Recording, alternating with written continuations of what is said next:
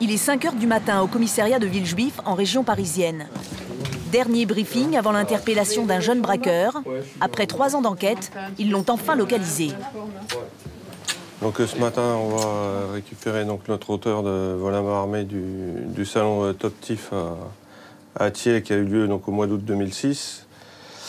Donc, comme vous le savez tous, donc, il a été identifié grâce à son ADN. Donc on va récupérer monsieur en espérant qu'il soit chez papa-maman ce matin. J'ai fait un petit dossier au niveau des recherches, au niveau des éléments. Si on trouve, c'est surtout les gants en latex vert qu'il avait sur les deux faits. Ok.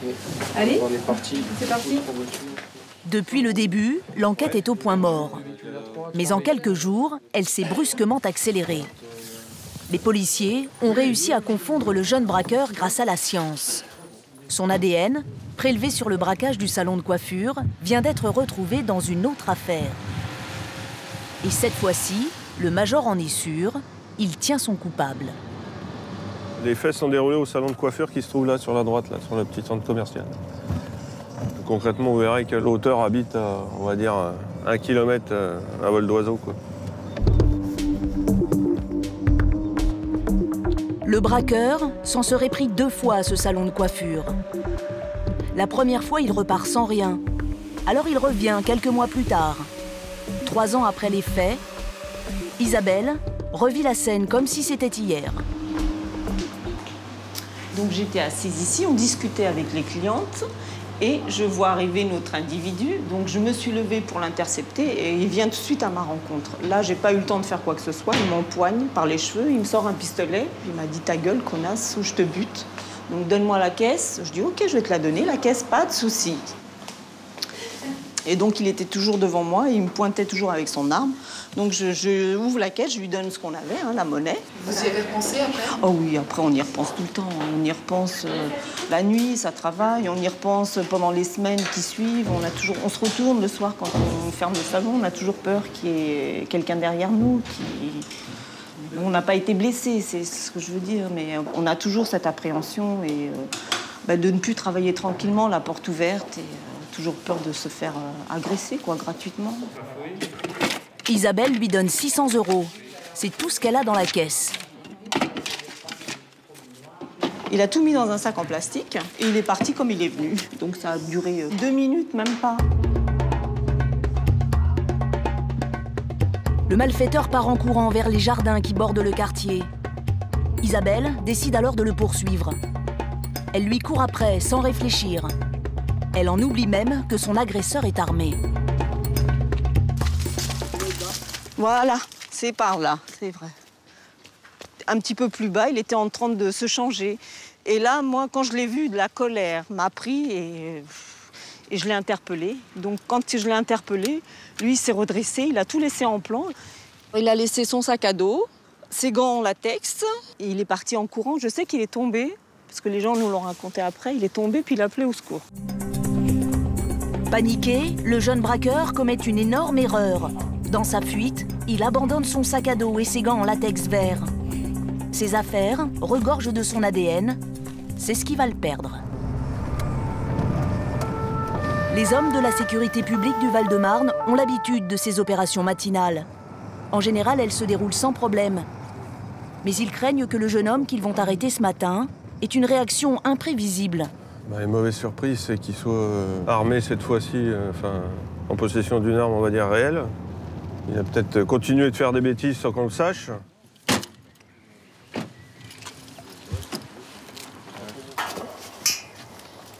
Bon, si on peut rentrer discrètement avant de manifester notre présence, ça serait bien.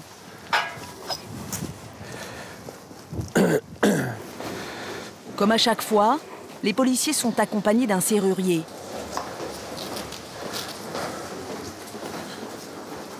Le suspect qu'ils viennent chercher vit encore chez ses parents. C'est parti. Bonjour, c'est la police.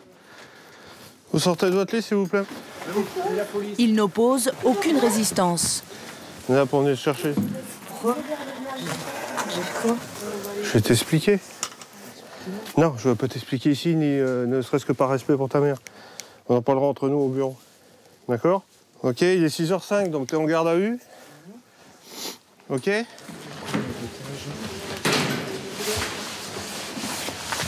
perquisition, on vérifie toujours, en plus la perquisition au domicile en elle-même, s'il n'y a pas des objets en lien avec l'affaire que les individus pourraient avoir cachés dans les communs.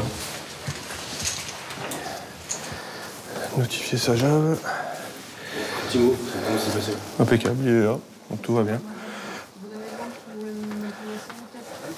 Donc je t'explique, d'accord? On va passer 2 jours ensemble maximum.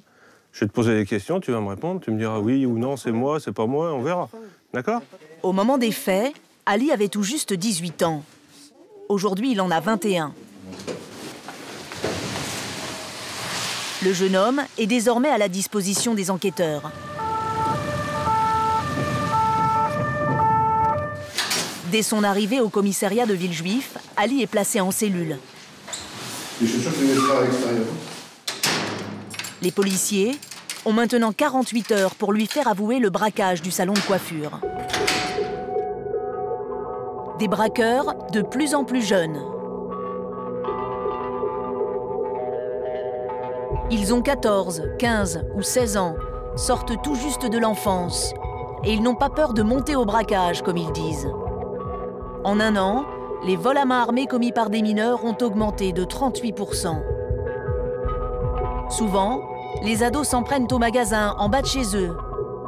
Pour eux, c'est un jeu où la règle est simple.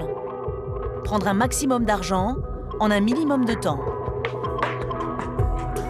Bar tabac, coiffeurs, boulangerie, les petits commerces sont leurs cibles préférées. Ces images proviennent des caméras de vidéosurveillance installées chez certains commerçants. À chaque fois, c'est le même scénario. En bande ou tout seul, le braqueur agit le visage caché et met en joue ses victimes avec une arme souvent factice. En tout, 420 petits commerçants se sont fait braquer en 2008. Pour le procureur de la ville de Marseille, ces enfants braqueurs sont totalement inconscients. On a des jeunes qui se lancent dans le vol à main armée comme si c'était de la petite délinquance. Je crois d'ailleurs que ça participe d'un phénomène de banalisation. S'en prendre à la supérette de son quartier, c'est guère plus grave que d'aller voler une voiture ou commettre un petit délit. Le fait de franchir le pas du vol à main armée vous grandit aux yeux des petits copains. Ces braquages à répétition sont-ils commis pour la frime ou par nécessité? Les braqueurs agissent-ils sur un coup de tête ou après avoir bien préparé leur coup? En 2008, un adolescent sur 2 mis en cause dans un crime ou un délit l'a été pour un braquage. Ils laissent souvent derrière eux des victimes traumatisées et pour un butin qui dépasse rarement quelques centaines d'euros. Paris, Marseille ou Lille, dans toutes les grandes villes de France, les petits commerçants subissent ce phénomène.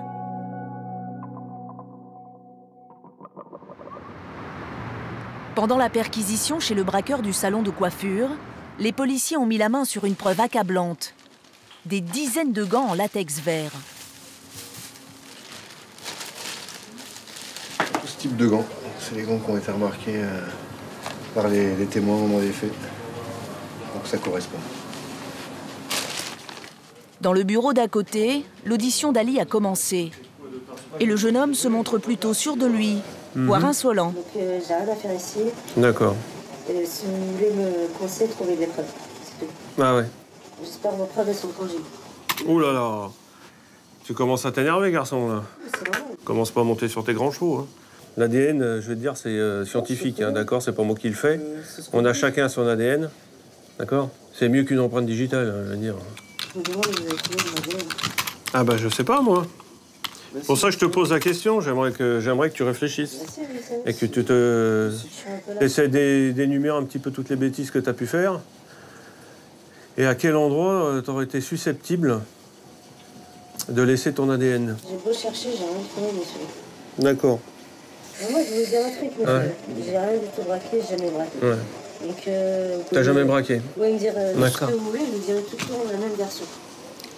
Le salon de coiffure Oui, ce fameux... A été victime d'un vol à main armée le 10 août 2006.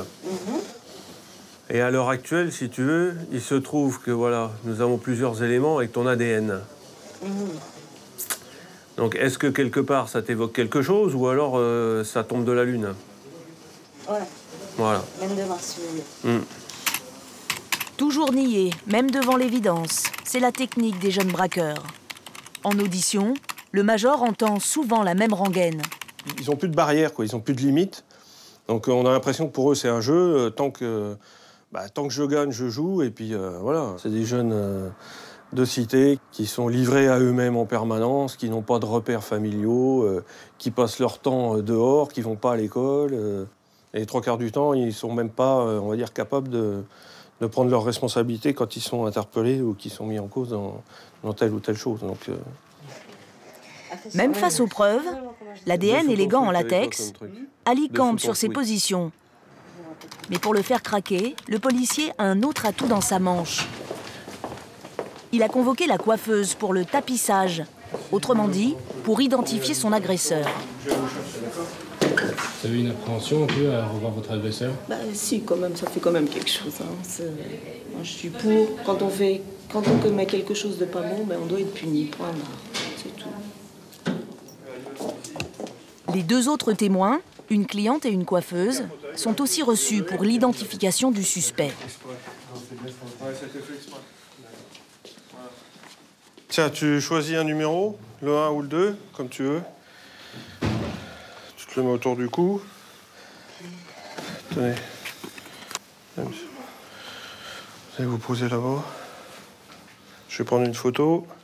Resserrez-vous. Voilà. Ok. Donc vous rassurez, hein, il ne vous voit pas. D'accord? Il n'y a pas de souci. Vous observez et on parle après, d'accord? Vous dites rien et vous me dites après. Une fois que vous me dites c'est bon, voilà, on s'en va. Allez, on est parti.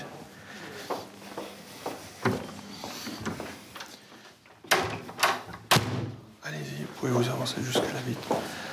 Regardez. D'accord, c'est sûr et certain. La coiffeuse reconnaît tout de suite Ali. Arrête de parler. Donne-moi la caisse, sinon je te bute. Moi, quand je l'ai vu, il n'y avait pas de cheveux. D'accord. Oui, parce que c'était rasé. Voilà, vous êtes catégorique, quoi. L'autre coiffeuse reconnaît aussi Ali. La cliente, elle, a un doute. Le major a maintenant assez de preuves pour le confondre. Mais ce qu'il veut, ce sont des aveux. Le policier ne va donc lui laisser aucun répit. Donc en gros, tout le monde se plante, quoi. La science se plante, les témoins se plantent, les victimes se plantent, tout le monde se plante, quoi. Ce que vous me racontez, c'est vrai, ouais, je suis désolée de vous dire, ouais. Ah, merde. Merde, alors. C'est beau, je pense. Ce qui me fait le moins rire, si tu veux, c'est que tu prends ça à la rigolade et tu te rends pas compte de ce qui va t'arriver, quoi. Très bien. Donc là, vous avez aucun doute, c'est moi, c'est sûr et certain. Laissez-moi dormir. Ouais. Je réfléchis vraiment à ce que j'ai fait ce jour-là. Ouais. Et, quand j'aurai On en reparle demain matin. On en parlera demain. Pas facile, hein? Ça, donne-moi tes lunettes. Je vais les garder dans mon bureau. Ah, je peux les mettre sur moi? Non, non, pas dans la garde à vue. Pourquoi? Parce que c'est du verre. Et Je sais pas si tu pètes un câble et que tu veux te suicider cette nuit, va savoir. Moi, je vais t'emmerder et le chef de poste aussi, donc je te le confie. Bon, bah demain. Ouais. Là, c'est parti pour une nuit de réflexion. Je sais pas, c'est ce qui m'a fait comprendre, hein, donc on verra demain matin. Mais c'est le jeu du chat et de la souris. Hein, lui, là, c'est pas grave, ça l'amuse, donc ça a l'air. Je pense que pour lui, c'est un jeu, mais comme je l'ai dit, hein, quand il va prendre le coup de massue, je pense ce sera trop tard, quoi.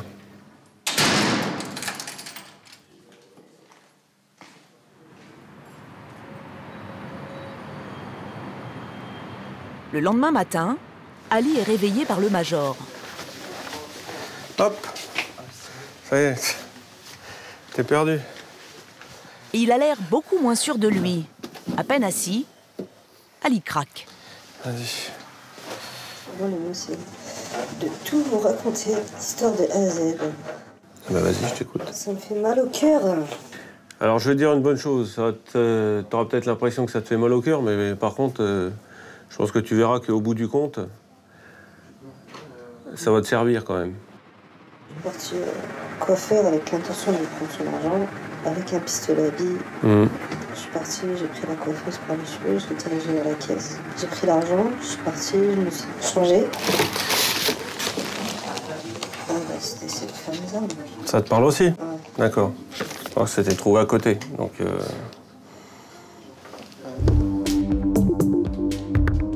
Après des aveux complets, Ali est transféré au tribunal de Créteil. Là-bas, le procureur l'attend. Il veut l'entendre sur sa version des faits. Si Ali parvient à émouvoir un peu le procureur, il peut espérer échapper à la peine maximale, soit 5 ans de prison. Vous me faites rentrer, monsieur Blais. Bien. Alors, asseyez-vous, monsieur. Moi, je suis procureur de la République. Vous savez pourquoi vous êtes là, monsieur? Vous savez ce qu'on vous reproche? Oui. Alors, qu'est-ce qu'on vous reproche? Un vol à main armée. Un vol à main armée. Oui. Qu'est-ce que vous dites sur les faits qui vous sont reprochés? C'est-à-dire, qu'est-ce que j'ai dit? Ben, vous pouvez me faire des déclarations, donc, je sais pas. Qu'est-ce que vous en pensez, par exemple? Déjà, c'est un fait que je regrette beaucoup. Ce que j'ai fait, ça m'a plus apporté des... comment ça s'appelle un sentiment de malaise, mal-être, qu'autre chose. Pourquoi vous avez fait ça? En fait, il me fallait de l'argent. Je travaillais pas à l'époque. Et je disais à mon père que je travaillais. Donc, en réalité, pour justifier vos mensonges auprès de votre père, vous commettez un délit encore plus grave. C'est ça? J'étais un peu bête à l'époque. Oui, vous aviez quel âge à l'époque? 18 ans. Bien, vous pouvez imaginer, monsieur, que ça va pas très bien se passer à l'audience. Les faits qu'on vous reproche sont punis de 5 ans d'emprisonnement. Voilà. Donc vous allez être jugé cet après-midi, monsieur, en comparution immédiate devant le tribunal correctionnel, donc pour ces faits de violence, de vol avec violence.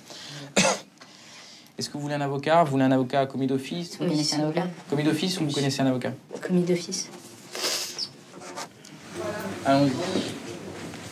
Ali est loin d'avoir convaincu le procureur. C'est même tout le contraire.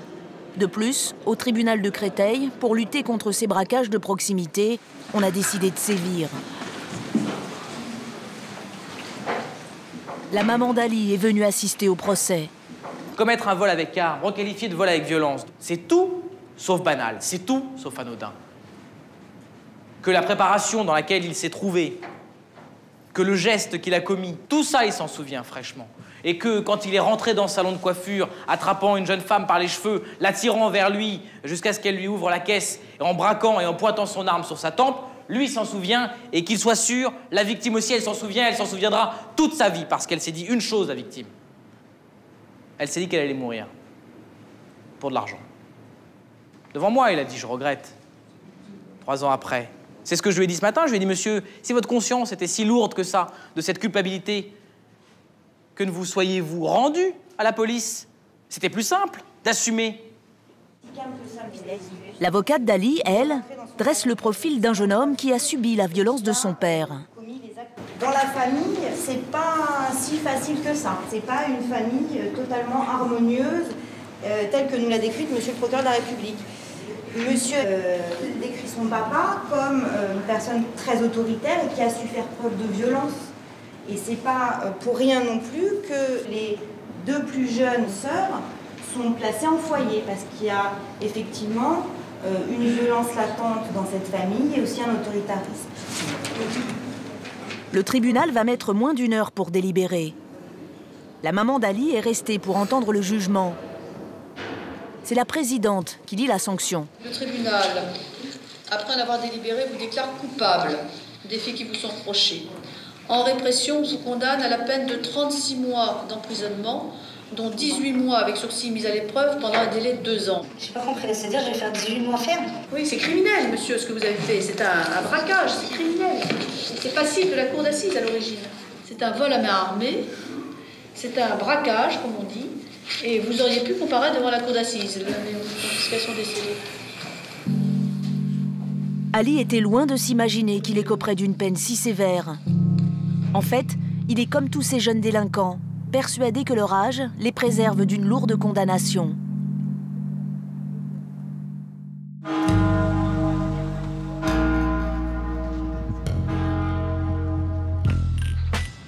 Ces derniers mois, en matière de braquage, Marseille a vu ses statistiques exploser. On a compté jusqu'à 5 hold-up par jour, dont certains commis par des mineurs. Des parents qui n'ont plus d'autorité, des enfants qui s'éloignent de l'école. Ces jeunes, nous avons pu les rencontrer dans leur quartier. Ils ont entre 14 et 18 ans et ils ne sont motivés que par une seule chose, l'argent. De nos jours, c'est la prime maintenant. Et puis, il faut avoir des grosses voitures, des grosses motos, et voilà. Vous allez à l'école encore? Non, moi, non, je suis pas à l'école. Non, on a arrêté l'école. Pourquoi? Comme si on allait à l'école, si on allait finir dans un bureau, quoi. C'est impossible. Si on arrive déjà à être poubellier, c'est déjà bien. Tous nous affirment qu'ils ont déjà commis au moins un braquage. Impossible pour nous de savoir s'ils disent la vérité. Devant la caméra, en tout cas, leurs propos nous en disent long sur leur univers. Le braquage, tu mets une cagoule, je prends un calibre et tu es bien payé après. Quand vous braquez avec quoi? Des armes en plastique ou des vrais? Des vrais, ça part pas avec des faux. Vous trouvez facilement des armes ou... Ouais, facilement. C'était mettre vite fait. Ça coûte combien? Pas cher, mais de toute façon, c'était prêté, de toute façon. C'était prêté. Acheter ou louer un pistolet, ce serait donc facile dans les quartiers. C'est ce que nous confirme Jacques Dallest, procureur de la République à Marseille. Les armes, mais comme dans d'autres villes, circulent dans les cités, dans des quartiers. Il y a un commerce parallèle d'armes à feu. Les armes se négocient dans des bars, dans des cités. Une arme à feu, une kalachnikov, ça se négocie. On a un certain nombre de braquages commis sous la menace de pistolets ou de fusils mitrailleurs. On voit quelquefois des individus qui sont porteurs non seulement d'une arme à feu, mais d'une arme à feu chargée, avec une cartouche dans la chambre de l'arme, ce qui veut dire qu'elle est prête à être utilisée. Donc ça, c'est une réalité qui doit être intégrée et à laquelle on doit répondre en étant très sévère vis-à-vis des gens qui sont trouvés en possession d'armes à feu. Face à notre caméra, ces adolescents roulent encore des mécaniques quand ils évoquent la prison. L'avenir, vous le voyez comment? Moi, mon avenir, je la vois sous une cagoule. Avec un calibre, c'est comme un métier, quoi. On commence par petit, après on monte. Là, c'est les petits ED, tout ça, les tabacs, et après, c'est les brinks, tout ça. Moi, ce que je veux faire, c'est faire un brink, c'est me tailler d'ici. Vous connaissez les risques que vous encourez? Ouais, on les reconnaît. Mais on est mineurs. On fait quoi? 9 mois, 1 an, après, on sort. Pour de bon, c'est rien du tout, frère. C'est rien du tout. Des jeunes qui semblent ne plus avoir peur de rien, même de la douleur qu'ils peuvent infliger à leur famille.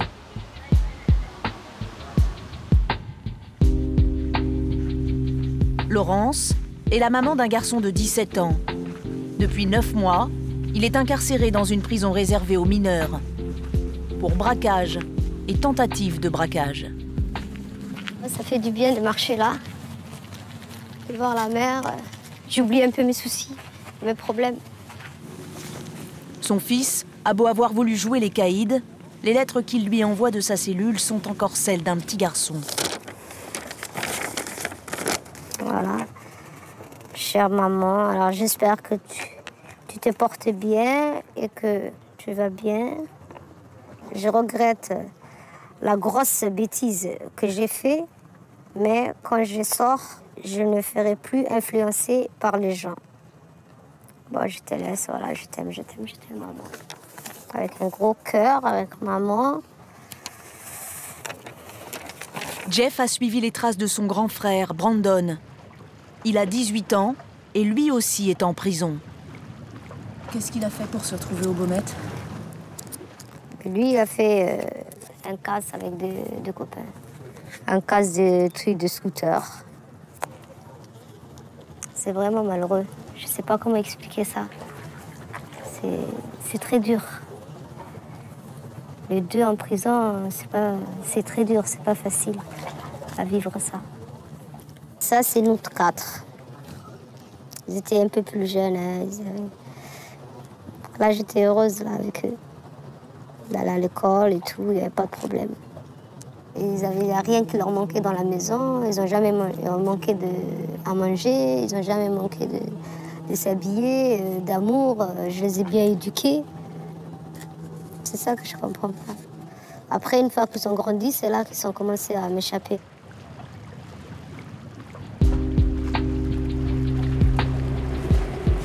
Divorcée, puis veuve, Laurence a élevé ses 2 garçons et sa fille de 16 ans dans un des quartiers les plus difficiles de Marseille. C'est un quartier sensible, les enfants ils s'influencent entre eux. Si j'habitais dans un autre quartier, ça serait passé autrement. Voilà. Je trouve une petite place là pour la pharmacie. Depuis plusieurs mois, Laurence a du mal à supporter tout ce qui lui arrive. J'ai des problèmes de stress, d'angoisse. Alors le docteur il m'a prescrit des antidépresseurs. Avec 2 enfants en prison, toute sa vie est bouleversée. Je vais voir le grand au parloir, je vais courir derrière les avocats pour lui, je vais voir le petit, il faut que je m'occupe de la petite, j'ai mon travail aussi, j'ai la maison, j'ai le ménage, j'ai le papier à faire. Et tout ça, j'ai personne à partager. Je fais tout ça tout seul. Comme tous les samedis, elle prend la direction de la prison des Baumettes, située près du centre-ville de Marseille. La foule devant la porte attend l'heure du parloir. Aujourd'hui, Laurence ne verra pas son fils aîné, faute de place. Alors elle se rapproche de lui, comme elle peut. Il m'a dit, je suis de ce côté. Si tu montes en face, eh ben, on nous voit. Je sais pas s'il me voit. Non, mais il va pas me reconnaître de là. Son fils purge une peine de 10 mois pour avoir cambriolé un magasin. Je lui fais de gros bisous, mais bon. Mon fils, je t'aime. Bon. Et là, maintenant, on va aller voir le parloir du petit. Là, j'ai à 4 h et c'est à la Valentine. Alors, c'est comme si on va faire un peu la route. Il faut qu'on parte maintenant. La Valentine, c'est le nom de la prison pour mineurs. Quand elle pense à ses 2 fils en prison, Laurence a peur qu'ils finissent par craquer. J'ai peur de suicide aussi, parce qu'on ne sait jamais ce qui peut se passer dans la tête d'elle. Maintenant, je suis contente d'aller au parloir, parce qu'au moins, je le vois. Ils ne sont pas chez moi, ils ne dorment pas chez moi, je ne les ai même pas, mes enfants, avec moi. Mais quand je suis au parloir, je suis contente. C'est là où je vois, j'attrape la main, là, comme ça, je les touche. Je les regarde. C'est triste un peu, quand même, le parloir.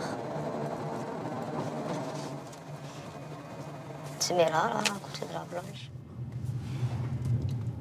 Laurence vient 3 fois par semaine voir son plus jeune fils. Messieurs, dames, le tour de 16 h. Les mesures de sécurité sont les mêmes que dans une prison pour adultes. Vos pièces d'identité, s'il vous plaît. Qu'est-ce que c'est que ça, c'est pour mettre les affaires, parce qu'on n'a pas le droit de rentrer avec rien. Merci. Après avoir déposé ses affaires, donné une pièce d'identité et franchi une porte blindée, Laurence et les autres visiteurs sont escortés jusqu'à une salle d'attente.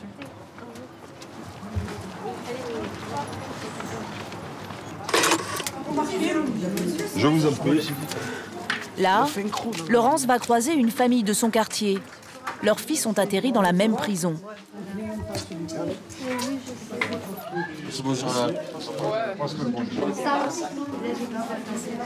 En attendant les prisonniers, leurs familles doivent encore patienter quelques minutes dans un sas fermé à clé.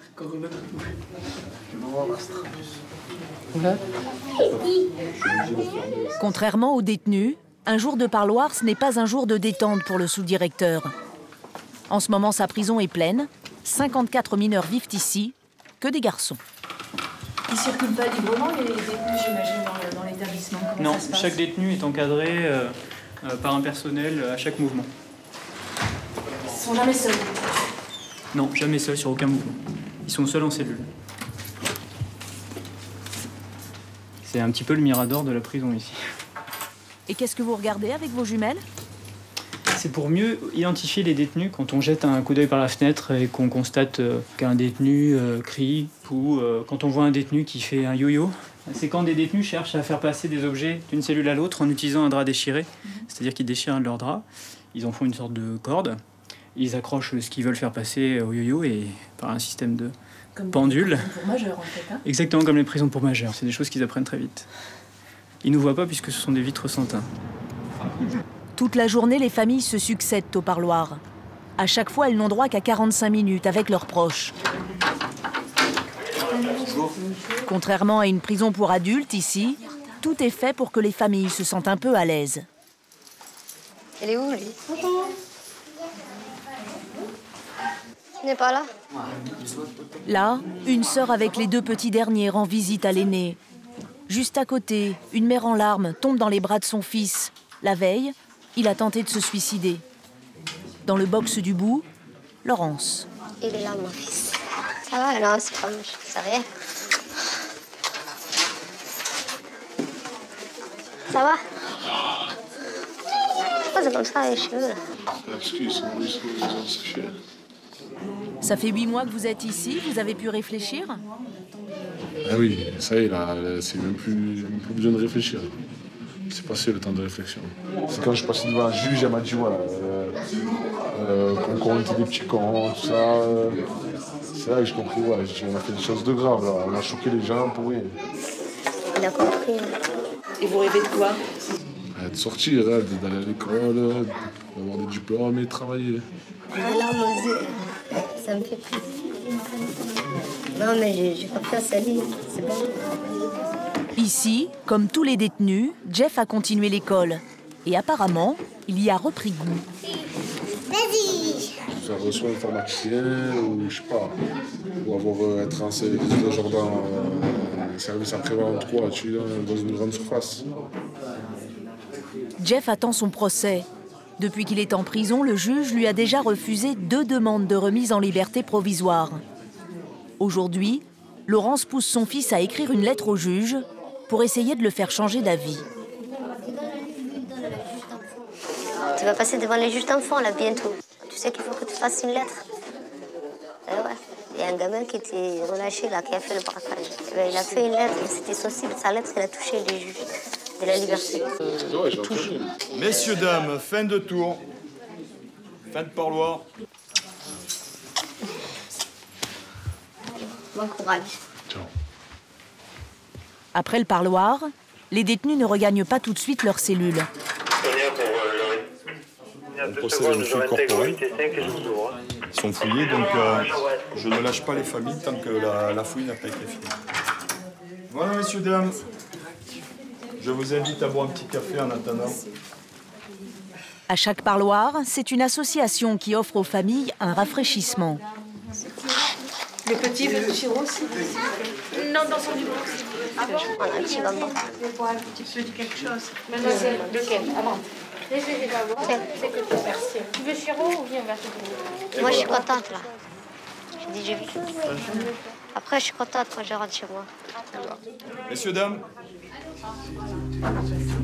Merci, ça va. Merci, madame. Laurence espère bien que son fils sera jugé avant d'avoir 18 ans. Elle a peur qu'en devenant majeur, il soit transféré à la prison des Baumettes et qu'il y fasse de mauvaises rencontres, comme des braqueurs plus chevronnés.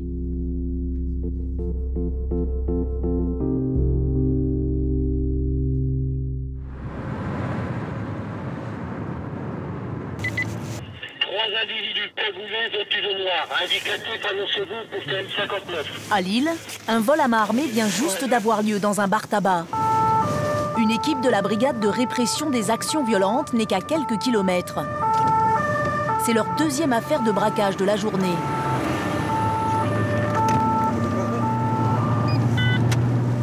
L59 de SU110 Bravindia, on peut avoir des informations sur le vol à main armée? Apparemment, ces 3 individus cagoulés, c'est le café tabac le Longchamp. Ils sont en fuite par les voies ferrées. Par les voies ferrées. Juste derrière, là. Pour aller plus vite, pour aller plus vite, pour où je vais aller.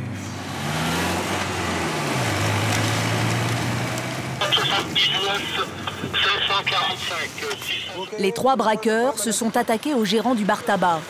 Blessé, il a été pris en charge par les pompiers. bonjour. La personne elle est derrière en fait. Vous êtes officier de policier. Bonjour. La personne elle est où?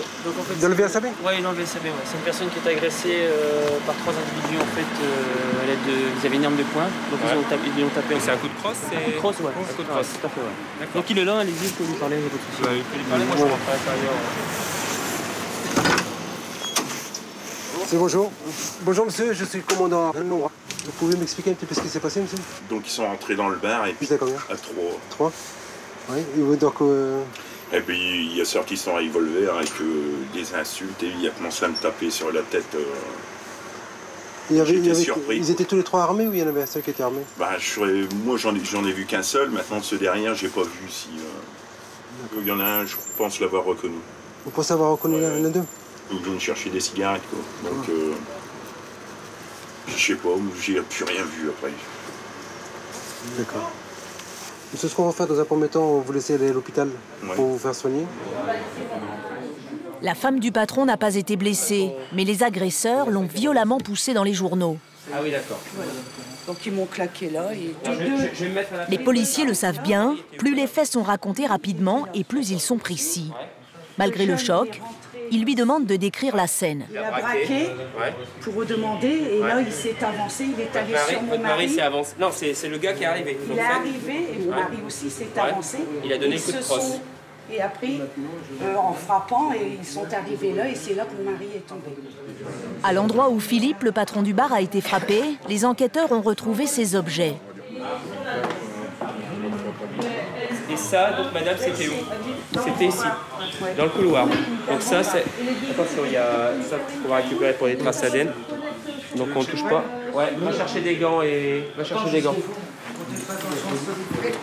Ce sont des parties d'une arme. Quand ils ont frappé le patron du bar avec le pistolet, il est possible que l'arme se soit cassée à ce moment-là et cette partie s'est détachée. C'est le ressort de rappel du canon. Ce qu'il est supposé que c'était une arme automatique. Ici, vous avez le canon ici. Il semblerait que ce soit une arme réelle. C'est une tentative ou ils ont obtenu la caisse? Une tentative. C'est une tentative, ils n'ont pas réussi. Du fait de tout ça, ils sont partis alors. Voilà, ils se sont enfuis sans rien prendre en fait. Des braqueurs violents et armés qui s'en vont les mains vides. Un scénario qui ne renseigne pas beaucoup les policiers. Dehors, commence alors ce qu'ils appellent l'enquête de voisinage. Ils frappent à toutes les portes. Dans leur fuite, peut-être que les braqueurs se sont fait remarquer. Voilà ma armée. Une tentative de vol à main armée là-bas au café Le Longchamp, il y a une demi-heure, une bonne demi-heure maintenant. J'ai rien entendu, rien vu. Écoutez, j'ai sorti ma voiture orange il y a 1 heure. On va continuer après. A priori, il y a 3 gars qui avaient rien à faire dans un jardin. Bien. On continuera après. Allez. Le porte-à-porte a fini par payer. À 200 mètres du bar tabac, une voisine a vu 3 jeunes traverser un terrain vague.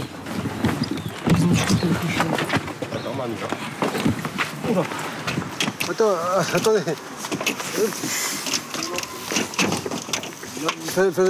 Juste comme ça, c'est tout. Ne cassez pas.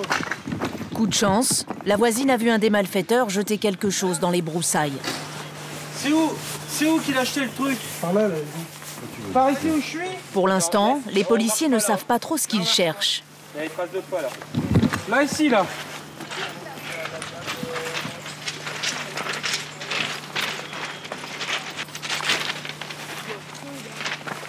Je l'ai les gars, je l'ai. Il est là. Il est là, regarde. Il y a un pistolet là. Attends, les gants. Enfouie dans les ronces, l'arme est à peine visible. Et il va falloir un peu de temps avant que les policiers la récupèrent. Attends, l'arme, il va la prendre, il la voit, Fred. Ouais, par contre, le ronce, faudrait me les écarter. Encore. Tu vas le faire tomber, Oh, elle est tombée. On va prendre son temps. Ouais, maintenant, il est à terre. L'arme, elle est à terre. Allez, où? C'est bon, le bloc.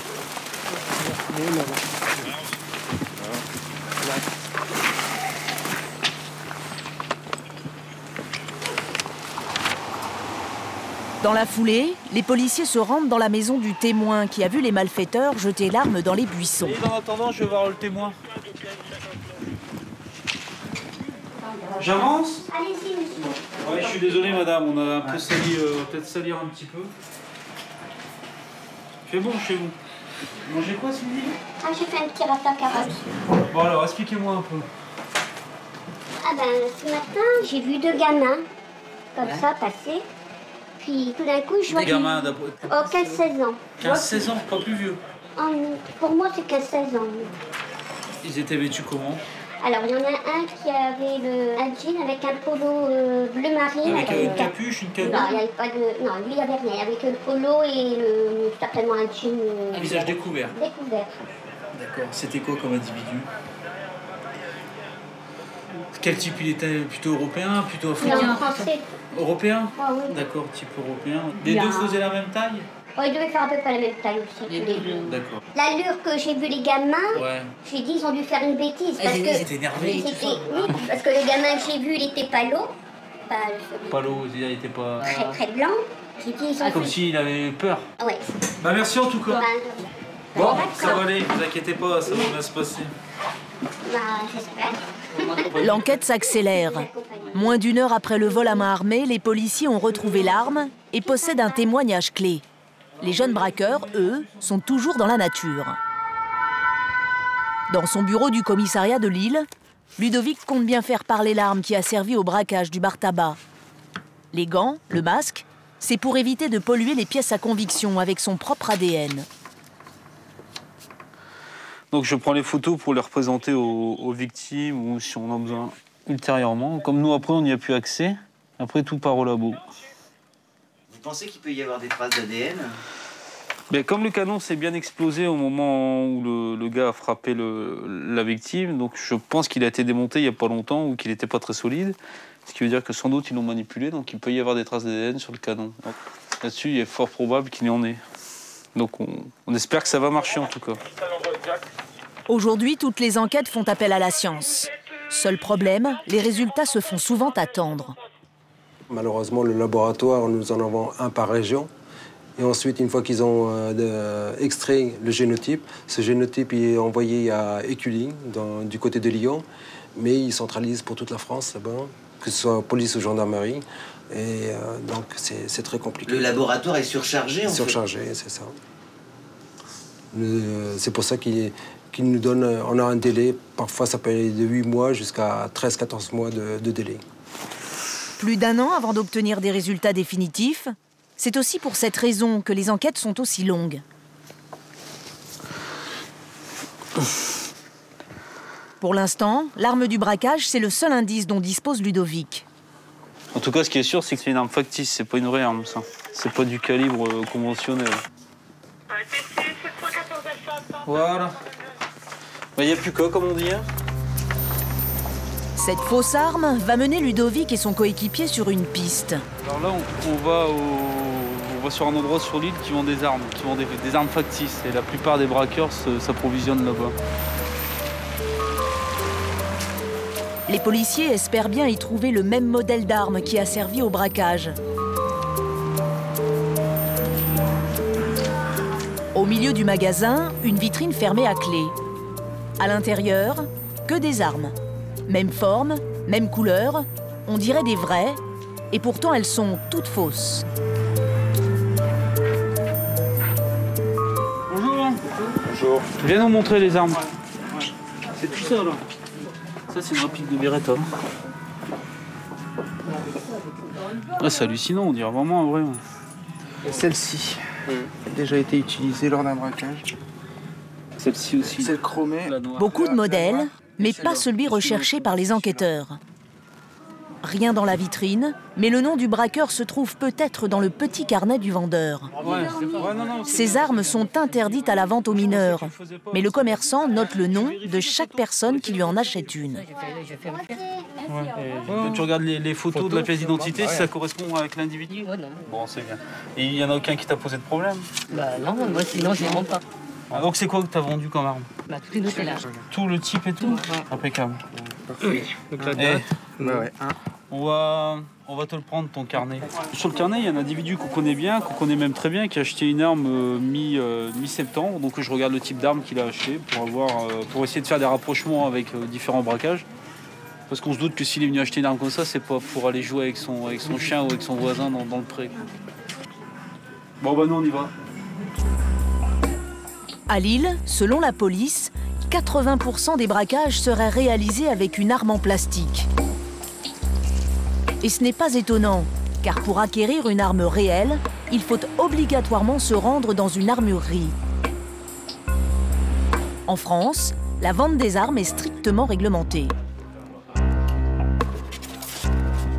Nous vendons toutes les armes, que ce soit les armes de chasse ou de tir, tout ce qui peut équiper les chasseurs et les tireurs. Il n'y a aucune arme qu'on puisse acheter qui tire des vraies cartouches sans permis de chasser, licence de tir ou autorisation.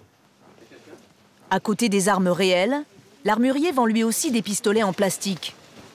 Et le plus incroyable, c'est que la plupart sont produits par les fabricants eux-mêmes. Ça, c'est une arme plastique, donc ça tire des billes en plastique comme ceci. Et ensuite, grâce à du gaz qui est dans le chargeur, vous pouvez tirer une bille en plastique. Elles sont pratiquement identiques. Celui-ci, c'est le modèle qui est en soft air qui tire des billes plastiques. Et ça, c'est l'arme réelle. Ce sont deux pistolets de marque Glock. Ce modèle-là vaut une soixantaine d'euros et celui-ci vaut de l'ordre de 700 euros. Celui-ci est en plastique, il est plus léger, celui-ci est en métal. Mais à l'œil nu, on ne voit absolument pas de différence. On voit si vraiment on est un spécialiste. Si on n'est pas un spécialiste, on ne voit pas la différence. Ça peut être dangereux? C'est un jouet. C'est un jouet. La seule chose, c'est d'être majeur pour pouvoir l'acquérir. Un jouet qui a quand même causé au patron du bar une quinzaine de points de suture sur le front. Le pistolet a aussi traumatisé sa femme. Alors, ça va mieux? C'est pas trop... Hein. Ok. Bonjour madame. On y va? Allez, venez. On a une psychologue qui vient venir. Je vais la contacter pour que vous puissiez la voir. D'accord? Faites voir, vous? Ah ouais, quand même. Ouais, je m'en recousu là derrière aussi. Derrière aussi, ça recousu? Faut les pas qui coupent mes cheveux. Ouais. Entrez, entrez. Installez-vous, madame. Ouais. Ça va, vous avez bien dormi? Vous avez dormi quand même? Ouais, c'était plus inquiet pour ma femme. Ouais. Qu'est-ce que j'allais dire? Ouais, c'est pas facile. J'ai beaucoup de haine, quoi. Beaucoup de haine, beaucoup de... Qu'on puisse frapper une femme comme ça, qu'on puisse être aussi... Ouais, elle a reçu des coups. Et en plus, je sais pas des hommes, pour moi, c'est pas des hommes. Oh, je suis vert. Ils ont pas de pitié. Des insultes. On va faire des photos de vos blessures, monsieur. Ouais. D'accord? Comme ça, on les annexera au procès pour bien montrer que vous avez pris un bon coup sur la tête. T'as l'appareil photo? La tête dure quand même. L'important sera pas... faire un sourire, non? Non, pas spécialement. Je vais me concentrer au niveau des blessures, monsieur. Mais la première blessure, il l'a reçue dans la tête derrière. Philippe a vu son agresseur. Il devrait pouvoir reconnaître sa photo sur la base de données de la police. Allez-y, monsieur, rentrez. Bonjour. Asseyez-vous. Bonjour. Ça va, l'ami? Ce monsieur a été victime d'une tentative de braquage hier. Vous pouvez me donner les infos, donc ce qui vous ont marqué Encore entre 15 et 20 ans, quoi. Oui. Nord-africain. Ouais. Et 1m75, 1m80. Parce qu'en fait, il est plus grand que moi. Bon, c'est la taille standard. Hein. Ouais, on va en avoir très un mince. sac. Hein. Ouais. Très mince. Ouais, mince. C'est intéressant, ouais.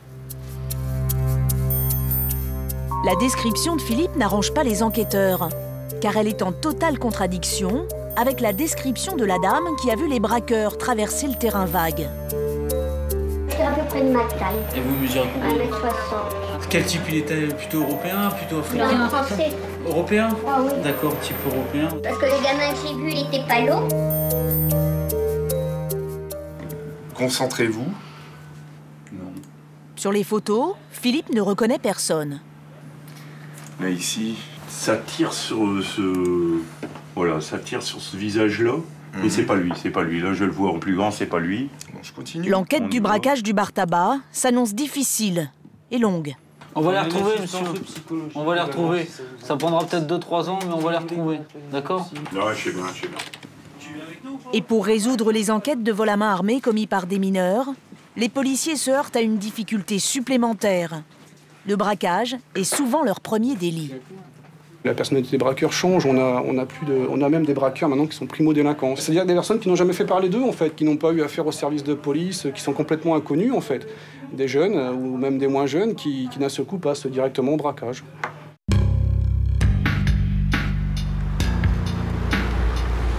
À Marseille, le fils de Sylvie n'avait jamais eu affaire à la police. Jusqu'au jour où, à 16 ans, il braque la boulangère du quartier avec un copain de son âge. Aujourd'hui, Sylvie vient chercher son fils à la prison pour mineurs. J'ai hâte de le prendre en fait en liberté, pas un parloir de 45 minutes et ce genre de trucs. Là, je sais que je sors pour le récupérer définitivement. Du moins, j'espère, même s'il va être jugé plus tard. Mehdi vient d'obtenir une libération conditionnelle après 2 mois et demi d'incarcération. Merci. À sa sortie, les éducateurs sont venus le saluer. La mère, toute la maman, et tous tes frères. Un exemple, on veut, ok? Vous nous avez beaucoup aidé psychologiquement. Merci beaucoup, vous aussi. J'ai beaucoup apprécié pour tout ce que vous avez fait pour mon fils. Je savais pas ce que c'était que le milieu carcéral, mais j'ai vu que vous étiez vachement proche des ados. On va aller l'habiller, là. On va lui mettre un peu de marque. Ah, tu es content? Eh ouais, je suis content, heureusement. Ça se voit pas, hein? Non, parce que je croyais pas au début. Voilà, allez, vas-y.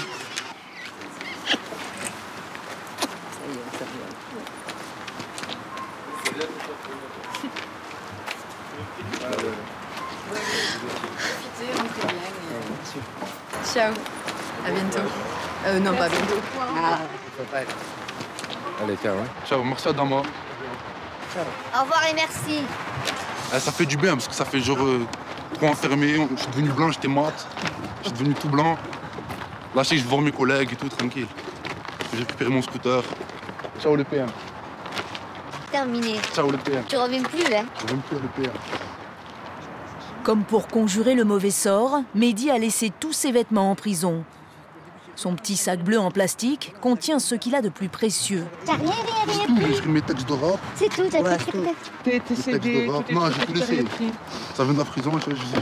Ouais, ça reste en prison. Ça reste en prison, tu vois. La prison, ça lui a laissé un petit goût amer. Pas de play, pas de jeu, pas de snack. Que des légumes, que des légumes. Voilà, je mangeais tous les légumes, même si j'aimais pas, je mangeais des légumes. Il n'y avait que ça à manger. En entendant ça, sa mère réagit aussitôt. Tu es sorti, mais ça veut pas dire que tu risques pas de rentrer là, hein. Tu n'es pas jugé encore. Je sors, voilà. Je sors. Sylvie le sait bien, une fois rentré au quartier, son fils va disparaître avec sa bande de copains. Alors tant qu'il est coincé dans la voiture, elle en profite pour lui dire tout ce qu'elle a sur le cœur depuis 2 mois et demi. Moi, l'essentiel, c'est que tu te prennes une leçon. De ne pas avoir fait tout ça pour recommencer, parce que je ne recommencerai pas. Je ne recommencerai pas tout ce que j'ai passé. Hein.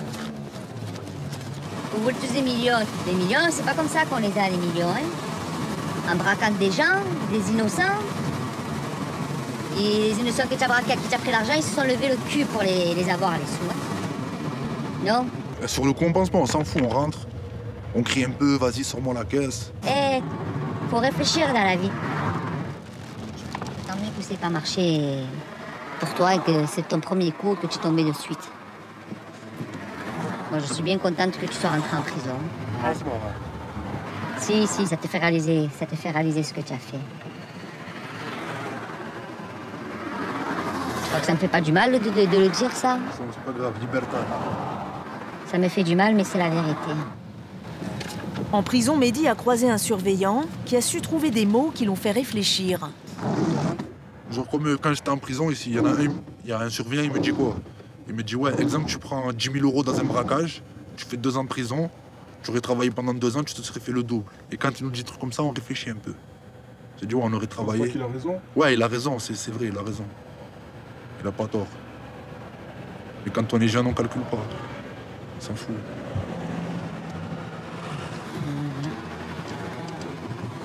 Les parents, ils sont au courant de rien comme moi. Hein.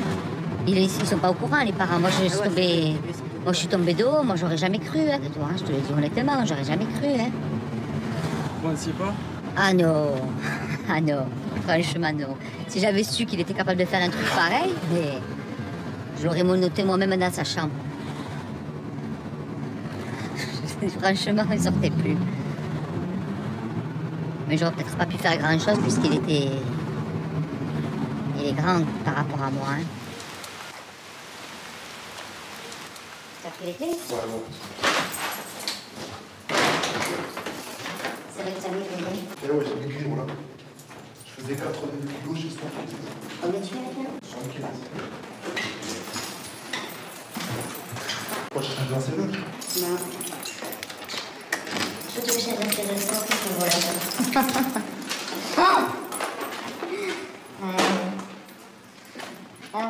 À peine arrivé, Mehdi file dans sa chambre et se branche tout de suite sur son blog. Pendant qu'il était en prison, ses chansons ont été écoutées plus de 4000 fois.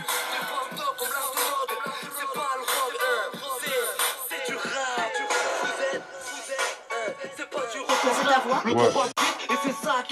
Quand je suis chauffé et tout, parce que... Ah, je suis chauffé longtemps, 1 heure ou 2. Mehdi n'a pas braqué la boulangerie tout seul, mais avec son meilleur ami. Tous les deux, ils font partie d'un groupe de rap.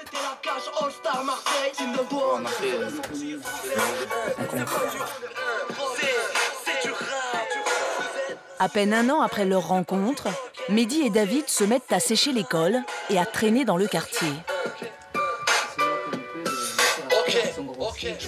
Comment c'est venu?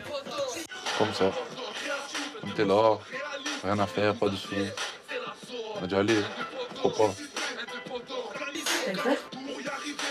Sur le coup, ouais, c'est normal quand on court et tout. Normal. On est là encore, on entend... Normal, on y va. C'est une arme? Une vraie? Ouais. Que t'avais? Comment tu t'es procuré ça? On va dans n'importe quel quartier, on peut trouver une arme. N'importe quel quartier, ouais, on trouve une arme, ça c'est, on trouver. Et vous vous êtes dit, on va... Voilà, on va aller voir, on va faire ce qu'on a à faire. Et pourquoi t'as fait ça?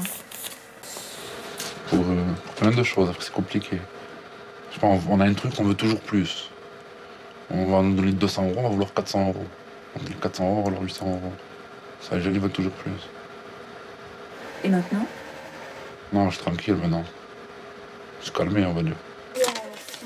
Ce qui l'a surtout marqué en prison, c'est la fouille corporelle après le parloir. Voilà, j'ai pas envie d'y retourner. Parloir, c'est tout. Moins d'1 heure après son retour à la maison, Mehdi reprend ses petites habitudes. La combinaison. La combinaison, c'est une paire de TN, un survêt. La combinaison de dehors. Ça fait bizarre de voir sa chambre.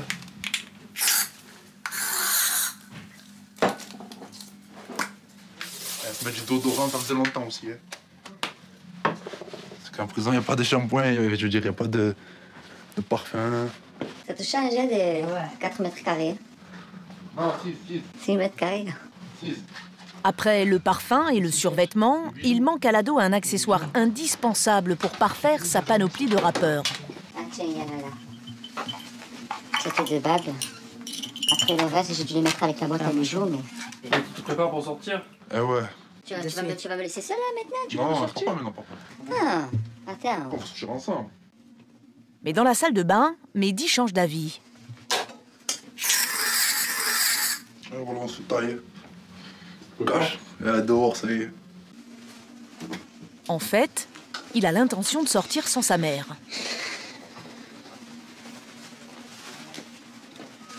Bon, maman, je vais sortir un beau quartier. Où tu vas?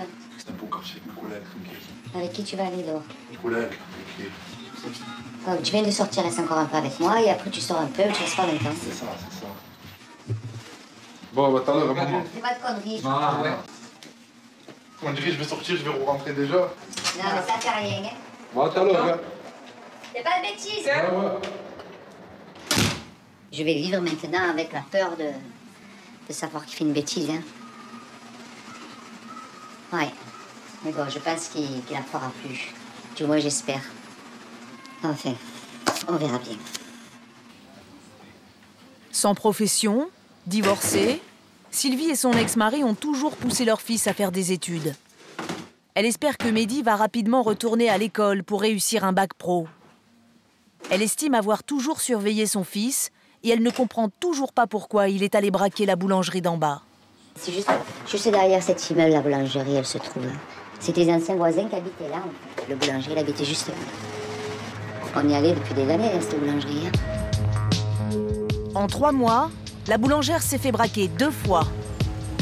La première fois par des adultes, en voiture. La deuxième fois, par David et Mehdi, arrivés à pied. Une baguette. Ils sont rentrés, ça s'est passé à 4 h de l'après-midi, il y avait le parc, il y avait du monde et il y avait des enfants à l'intérieur quand ça s'est passé. La vendeuse, elle était encore en train de servir. Ils sont arrivés, ils l'ont braqué. Le problème, c'est que on ne sait pas si c'est des pistolets à billes, des pistolets à plomb, des vraies armes. Mais bon, on a quand même devant une arme, ça fait peur. Hein. C'est choquant, hein. Parce que quand vous avez une arme, de suite, c'est la panique. Hein. Mais bon. Et ce sont des garçons du quartier? Quand on est allé au commissariat de police, c'est quelqu'un qu'on fait la bise, quoi. C'est ça le pire. Dans la caisse, les enfants volent 250 €. Ils sont ressortis de la boulangerie, ils sont repartis par là. Ils ont pris la petite porte, qui connaissent vraiment bien le secteur, vous voyez. C'est pas des gens qui viennent à des... Les 2 braqueurs prennent la fuite au milieu des immeubles. Mais la boulangère a eu le temps de prévenir la police. Quelques minutes après leur vol à main armée, les 2 ados sont arrêtés à 100 mètres de la boulangerie.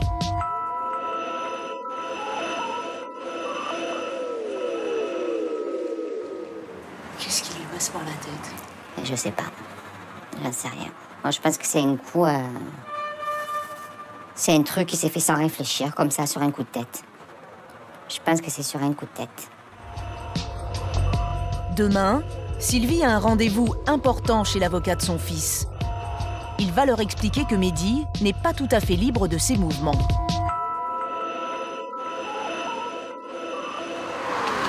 La plupart du temps, les jeunes braqueurs agissent sans réfléchir.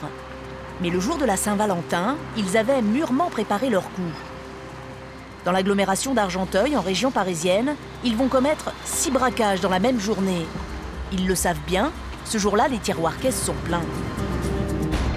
4 malfaiteurs armés débarquent chez ce fleuriste et s'emparent de 700 €. Une autre équipe s'attaque à ce bar tabac. Butin, 1000 € et des jeux de grattage.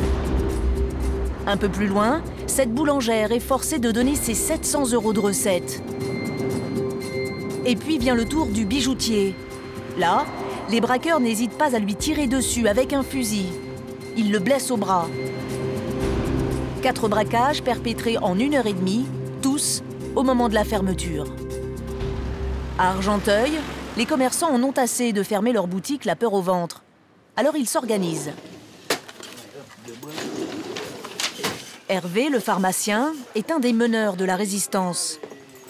Au mois de février, après son 3e braquage, il a décidé de s'équiper. On a rajouté des caméras, envoyé une ici, en fait il y en a 4. C'est plus pour la collecte d'indices en cas d'agression que pour l'éviter. Parce que de toute façon, comme ils interviennent gantés, cagoulés et casqués, la vidéo ne présente pas un grand intérêt. Et puis éventuellement, là il s'est trouvé que j'avais des témoins, mais ça peut aussi servir pour l'assurance. Hervé a aussi choisi de ne plus se laisser faire. Quand il se fait braquer maintenant, il riposte. J'étais ici, je vois les deux gars, je me précipite, alors là je vais pas me précipiter trop, j'attrape la bombe, je me retourne, je fais sauter la sécurité, et là le type était à 1 mètre et je lui vide une bonne rasade plein visage. Le malfaiteur aveuglé repart les yeux rouges et les mains vides. L'autodéfense, ce n'est pas du tout ce que conseille la police d'Argenteuil. Edwige, donnez poste 310, à sortie, 3 fonctionnaires centre-ville. On se rend en prise d'attache avec les commerçants dans le cadre des plans vol anti-main armée sur le secteur PVC. C'est reçu?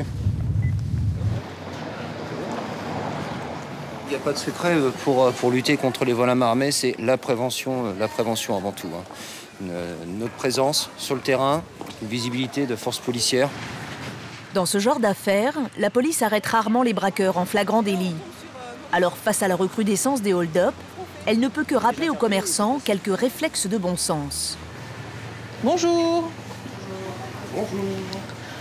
Bon, on vient vous sensibiliser sur les vols à main armée. Pour éviter d'être victime, vous savez ce qu'il faut faire?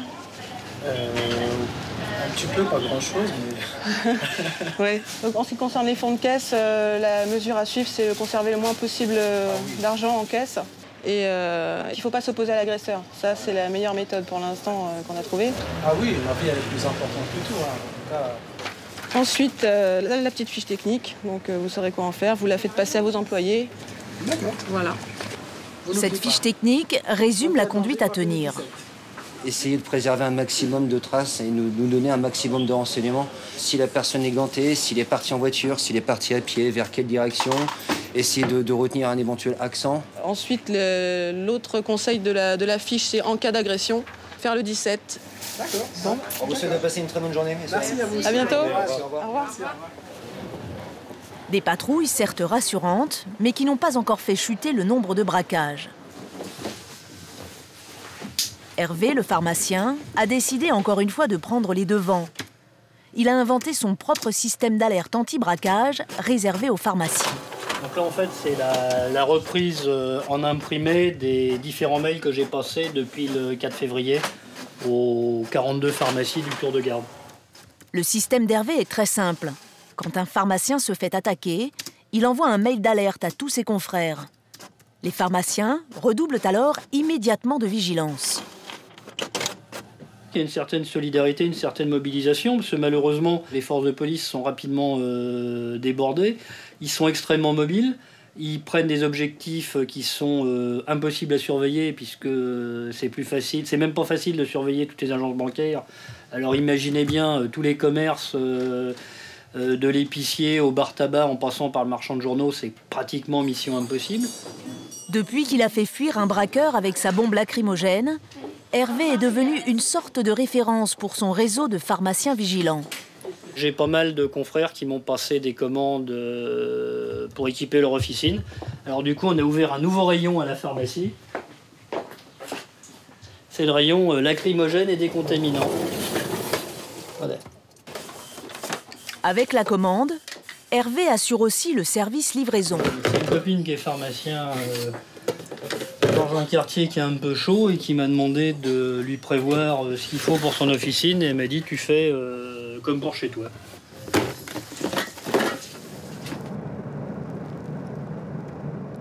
Même pour Hervé, l'autodéfense a ses limites et il redoute la surenchère.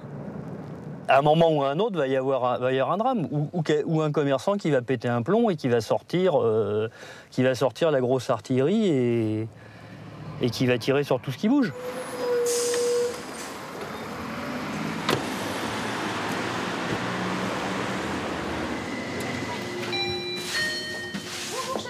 Bonjour. Votre livraison de gaz lacrymogène, madame. Cette pharmacienne a déjà été victime de 2 braquages. Au revoir. Je t'amène ce qu'il te faut. Je t'ai fait comme pour moi. Tu me conseilles de les mettre où, ceux-là? Je te conseille d'en mettre un au comptoir à chaque extrémité. En fait. D'accord. Je suis pas du tout convaincue que je vais oser m'en servir. Je reste convaincue que la meilleure façon de faire dans ces cas-là, c'est de les laisser faire, justement. La pharmacienne a déboursé 100 € pour s'équiper. Pour Hervé, c'est loin d'être un business. En revanche, la hausse du nombre de braquages de petits commerces recensés en France l'année dernière a donné des idées à certains. À côté de la vente de bombes lacrymogènes et de caméras de vidéosurveillance, les professionnels de la sécurité ont ouvert un nouveau marché, le conseil. Sophie est une psychologue d'un genre un peu spécial. Si elle ne souhaite pas montrer son visage, c'est parce qu'elle travaille avec le RAID, ces policiers d'élite qui interviennent lors de prises d'otages. Depuis peu, elle est aussi consultante pour une société de conseil en sécurité. Bonjour. Bonjour. Suivez-moi. Ce matin-là, elle a rendez-vous dans un supermarché. Elle va passer 2 heures avec une dizaine de caissières du magasin. Bonjour. Ici, elle retrouve Jean-Paul, un ancien policier. Ils animent ensemble cette formation. Le stage débute par la projection d'un film choc qui leur montre le déroulement d'un braquage.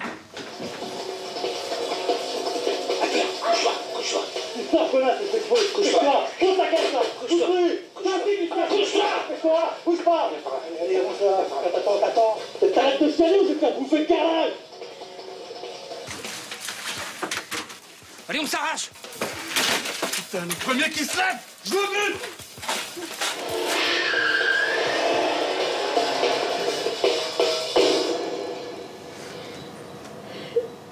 La fiction laisse les caissières sans voix.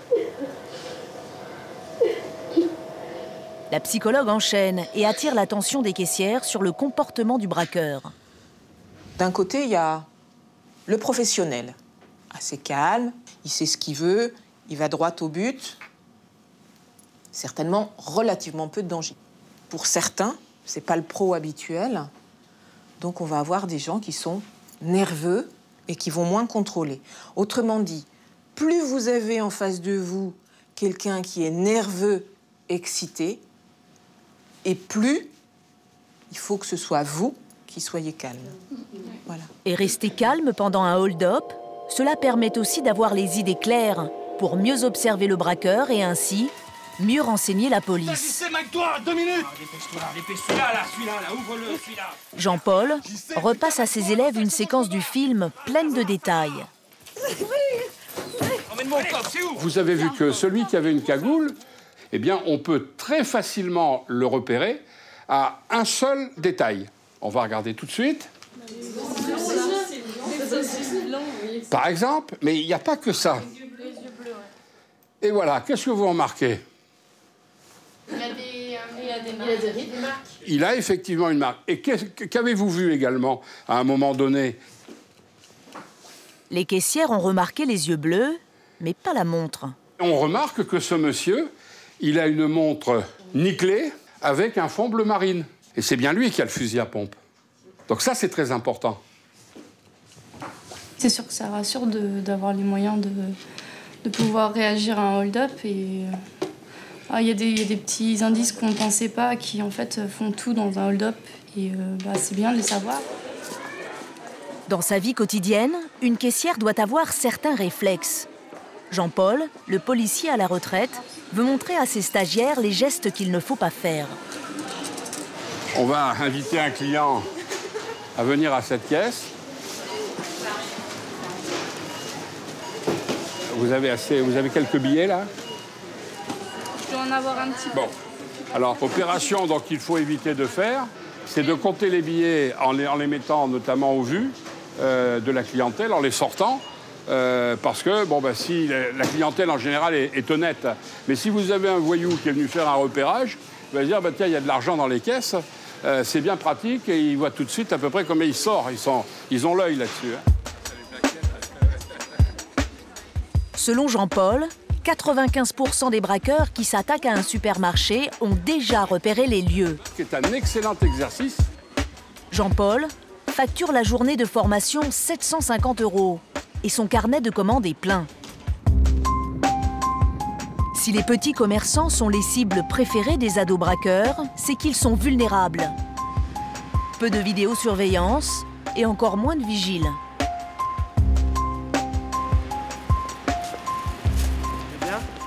Romain a sa boutique dans un quartier plutôt calme de Marseille. Mais ça ne l'a pas empêché de transformer son magasin de cartes téléphoniques en forteresse. J'ai une carte, madame, s'il vous plaît. Ici, tout est fait pour que la vendeuse n'ait aucun contact avec le client. Et Romain a mis le prix. Il a déboursé 30 000 € pour se sentir à l'abri. Là, on a du verre blindé, donc c'est du pare-balles. Tout est fortifié de manière à ce qu'on ne puisse pas le forcer. Okay. Donc toutes les armatures, on peut y aller au pied de biche, ça ne fait pas. Ou alors, il faut quelques heures, mais largement le temps à ce que la police intervienne. Maintenant. Ah oui. Voilà, donc là, on rentre dans la zone sécurisée. Et si Romain s'est barricadé, c'est qu'il a une bonne raison. Une seule carte vaut 7,50 €. Aujourd'hui, quand vous en avez plusieurs dizaines, plusieurs centaines, voire un peu plus, ça fait beaucoup de valeur financière. Donc on se prémunit avant de tout problème. Les gens vous payent qu'en liquide alors? Les gens ne nous payent qu'en liquide, tout à fait. On n'a pas de carte bleue, on n'a pas de chèque. À côté du coffre traditionnel, Romain a un coffre nouvelle génération. Alors aujourd'hui, je me suis fait installer un système coffre intelligent qui nous permet aujourd'hui de déposer l'argent directement dedans. Une fois que l'argent est déposé, en fait, les fonds ne nous appartiennent plus, ils appartiennent directement à la Brinks. Donc après, c'est eux qui déposent directement sur notre compte en banque. Vous pouvez nous montrer comment ça marche? Oui, bien sûr. Donc en fait, on a tous des cartes. Donc il suffit de slider la carte. On arrive sur un menu général. Il suffit d'appuyer sur le bouton, ce sont des écrans tactiles. Voilà. Et là, on dépose directement. Alors par contre, il y a un sens. Tout simplement, on rentre. Et voilà, l'argent est dans le coffre et ne nous appartient plus. En aucun cas, on ne peut retirer de l'argent. C'est pas possible. Deuxième avantage, Romain n'a plus besoin de se déplacer à la banque. C'est un convoyeur de fonds d'un nouveau genre qui vient chercher l'argent. Fini les fourgons blindés, place à la voiture banalisée. Les consignes de sécurité, elles, n'ont pas changé. Je regarde les coins de rue, les camionnettes, dans mes rétros, voir si j'ai pas été suivi, si éventuellement, comme là, sur le stationnement, dans les trous, voir s'il n'y a pas quelqu'un de caché, de dérobé, on ne sait jamais. Mais surtout les véhicules avec les portes arrière. Donc on a toujours l'appréhension, mais bon, on s'y habitue. Et pour éviter d'attirer l'attention, le convoyeur ne porte pas d'uniforme. Ça va? Vous allez bien? Oui, et vous? Ça va. Bon. Vous voyez des choses que je ne peux pas vous faire voir. Comme quoi? Comme l'ouverture des portes. Donc là, les cassettes sont là. Donc on prend les cassettes et on en met. Voilà. On a changé la cassette, on a récupéré les fonds. C'est aussi simple que ça. Donc c'est le moyen alternatif le plus sécurisé à l'heure actuelle.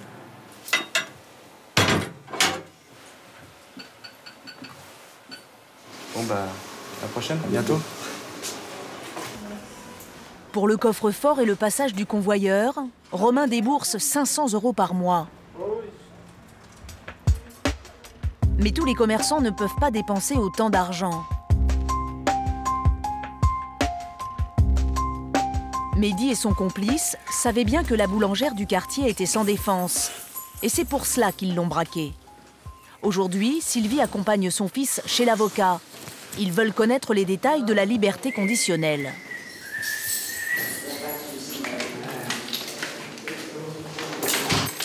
Le voisin est tout content de revoir Mehdi après ses 2 mois et demi de prison. Ça fait plaisir de le voir. Hein. C'est vrai? Ouais, mais il faut qu'il arrête ces conneries. Hein. Il est jeune encore, il a un bel avenir devant lui.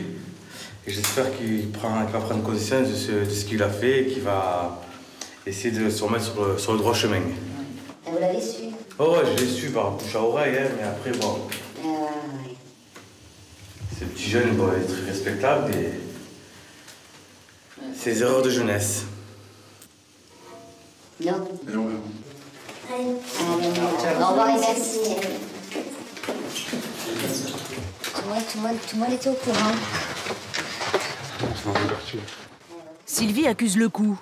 Même le voisin sait que son fils a braqué la boulangère du quartier. Mais ça te gêne pas que tout le monde te pose des questions et que tu te mets mal à l'aise, tout ça?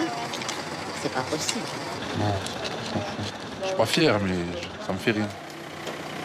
Si Mehdi se moque du qu'en dira-t-on, Sylvie, elle, a du mal à affronter le regard des voisins.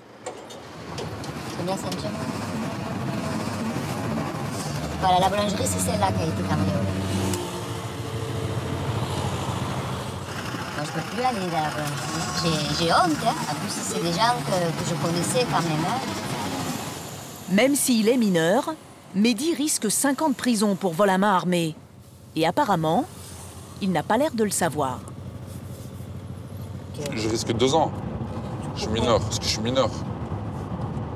Et c'est beaucoup. Genre, c'est 2 étés, c'est 2 Noëls, c'est 2 anniversaires, c'est beaucoup quand même. On fait beaucoup de choses en 2 ans. On peut passer un permis, on peut passer un diplôme. C'est beaucoup, mais ce que tu as fait, c'est grave aussi. Ouais, je sais. Ça aurait pu mal finir aussi. Non, je suis pas mesrine aussi, j'allais pas tirer sur les gens, faire le cow-boy. Bonjour. Bonjour, ça va? Ça va? Bonjour. Allez, allons-y. Comment ça va? Ça va. Ça va, le week-end a été détendu? Tranquille. L'avocat entre tout de suite dans le vif du sujet. Face à lui, l'adolescent à la langue bien pendue joue profil bas. La remise en liberté n'implique pas, par définition, un blanc-seing. Ça ne signifie pas, allez, on oublie tout, tu es remis en liberté, et donc c'est une affaire classée. L'affaire n'est pas classée. D'accord? Tu l'as compris? Oui, je sais. Le juge a ordonné qu'en attendant son procès, Mehdi aille à l'école et ne fréquente pas son complice, même s'il est encore sous les verrous. Si Mehdi ne respecte pas ces conditions, il retournera directement en prison. Le jeune homme peut s'estimer heureux. Les termes de son contrôle judiciaire ne sont pas trop stricts. Il peut être convoqué à n'importe quel moment. À n'importe quel moment, il faut qu'il soit disponible. Ce qu'on observe face à cette recrudescence, c'est la réponse judiciaire que d'ailleurs le pouvoir politique a exigée, ou en tout cas a suggéré. La réponse a été placement en détention provisoire quasi systématique, et ensuite aussi au niveau de la peine prononcée par le tribunal, on observe un durcissement de la peine. Lui, c'est le contre-exemple, eh bien, on ne peut que s'en féliciter, et puis on peut qu'espérer effectivement qu'il saura respecter le contrat qu'on a placé en lui, et qu'il sera capable de montrer au tribunal, lorsqu'il devra y comparaître, eh bien, qu'il a intégré tout ça. Allez, allez.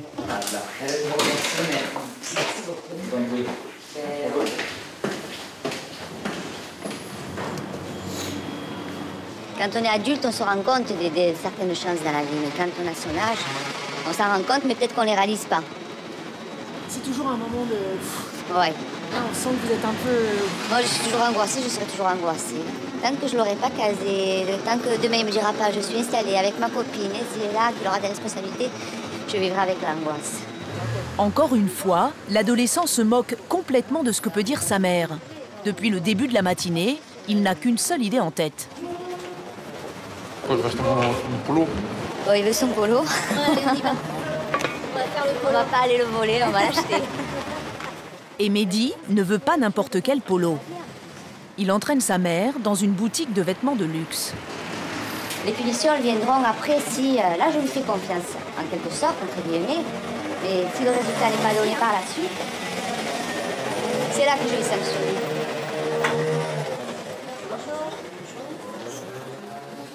Prends un polo noir, s'il te plaît. Manche longue, taille 4. Je peux l'essayer? Oh oui, venez.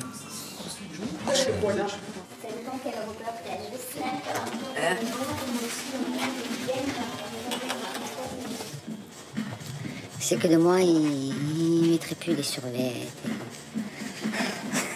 Franchement.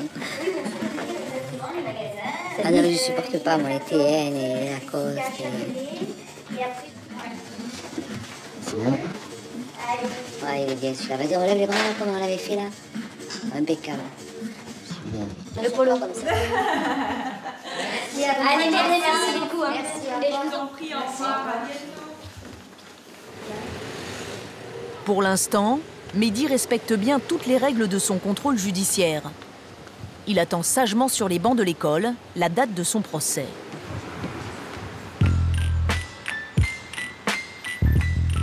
Les quartiers, les armes, les avocats, l'argent facile et les tribunaux.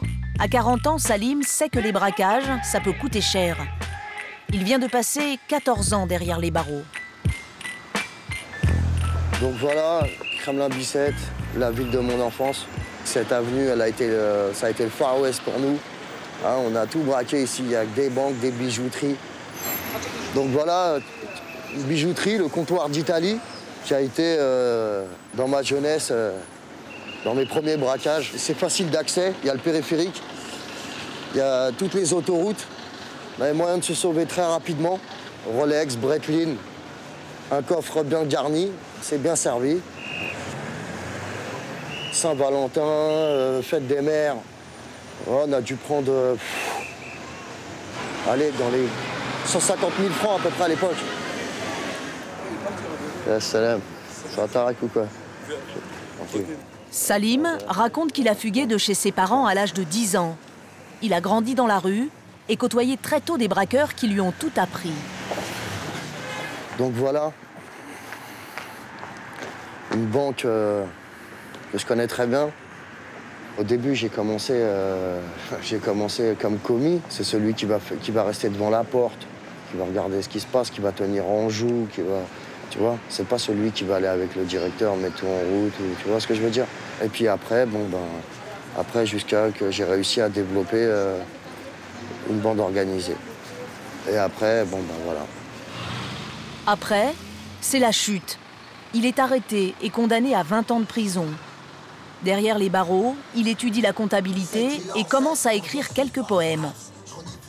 Cela fait 2 ans qu'il est sorti de prison. Fini la grande vie. Aujourd'hui, il roule dans la voiture de Monsieur Tout-le-Monde. C'est pas les belles bagnoles de l'époque, non. Voilà, mais toute modestie aujourd'hui. Voilà, une petite choupette hein, pour circuler sur Paris. Voilà. Des fois, c'est la moto, des fois, petite moto, des fois, c'est le vélo, la bicyclette. Aujourd'hui, Salim vit du RMI. Il habite ici, dans un atelier d'artiste. Donc voilà, bienvenue dans mon studio. Il occupe une toute petite pièce sous les toits.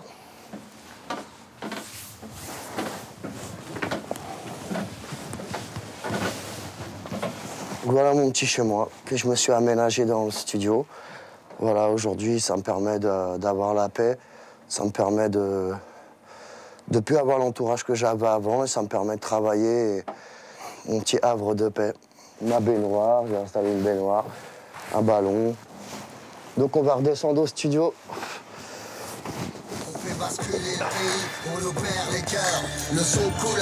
Depuis sa sortie de prison, le rap, c'est toute sa vie.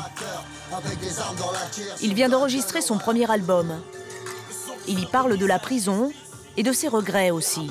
Pour tous ceux qui ont idée de braquer, les jeunes d'aujourd'hui, je voudrais leur dire que le jeu n'en vaut pas la chandelle. Que même si ça va marcher une fois, tu vas vouloir recommencer une deuxième fois. Et un jour, ça va te coûter très cher.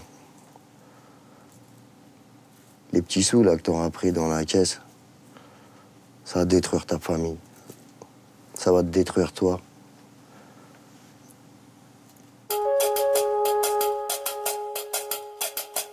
Déjà recherché, le criminel pour le criminel a été reconnu coupable d'homicide volontaire, d'attaque à main armée, de vol de banque et de services postaux de l'État. Un dortoir de malheur. Salim a mis plus de 20 ans pour se réinsérer. Travailler à la lime, le désespoir d'un enfant nerveux. Vous auriez dû vous y attendre, ainsi que l'animal aurait dû prévoir. Ce goût demeure, 1127. Chaque année, des centaines de gamins brisent leur vie et celle de leur famille pour quelques euros. Combien seront-ils comme Salim à prendre conscience de la folie de leurs actes?